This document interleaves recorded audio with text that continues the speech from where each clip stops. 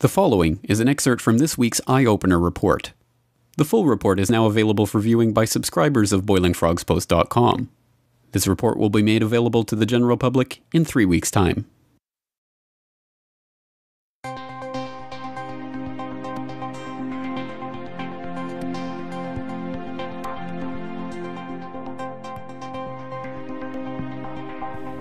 Welcome. This is James Corbett of the Corbett Report with your Eye-Opener report for BoilingFrogsPost.com. Nothing could be more antithetical to the very idea of individual freedom than to have governments telling us that we must put some substance in our bodies. Without ownership of our body and the attendant right to refuse this or that medicine as we see fit, we are nothing more than slaves of the state. This is a principle that has long been understood. But the reasons against mandating medical treatments rest on practicalities as much as ideals. The plain fact is that even if we can trust that governments only ever work in the interest of the people and not the medical industrial lobby that pumps billions of dollars a year into Washington, D.C., they are still prone to error, and thus their medical judgments should never be mandated on the public.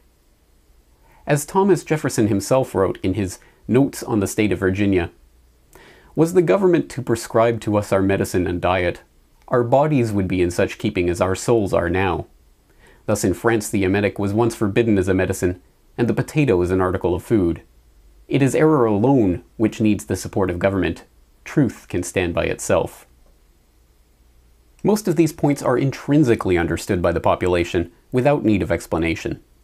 If the government were to come out tomorrow and mandate the eating of broccoli to be enforced by door-to-door visits by the police, there would be outrage, and rightly so.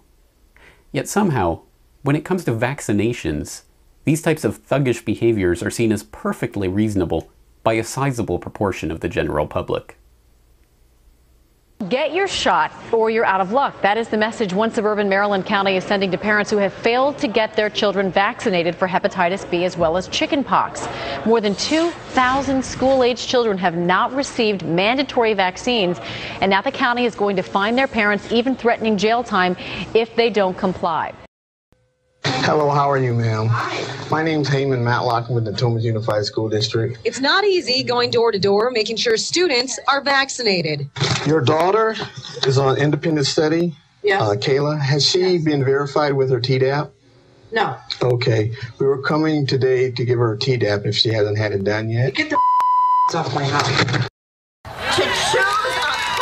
Frontline medical workers took to the Capitol steps in Albany, outraged at a new state rule that requires hundreds of thousands of medical workers to get the seasonal and H1N1 swine flu shots. Otherwise, they could lose their jobs.